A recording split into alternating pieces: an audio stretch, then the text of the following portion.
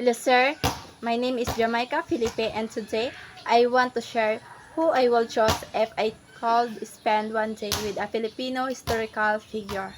The historical figure I chose is Dr. Jose Rizal. Dr. Jose Rizal is our national hero.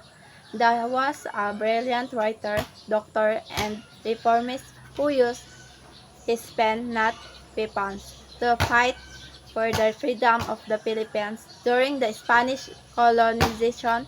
His famous novels, Noli Me Tangere and Philip Bosterismo, opened the eyes of a Filipino and inspired the revolution for independence. Why I chose him? I chose Dr. Jose Rizal because he was intelligent, brave, and peaceful. In his fight for justice, he showed that knowledge, education, and writing can change the world. His love for our country and this encourage to stand up against abuse inspired me to also make a difference even in small ways. What I would want to do with him. If I could spend one day with Dr. Jose Rizal, I would love to walk with him through Intramuros or Lunita Park him and talk about his thoughts on today's Philippines.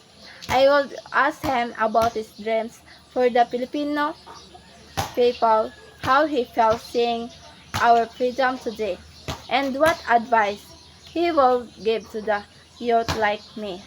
I would also want to show him a smartphone and ask what he thinks about modern technology.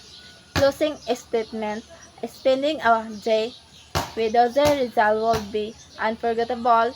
His words and wisdom are still powerful today, and I believe we can all learn something from his passion for truth and country. Thank you for listening.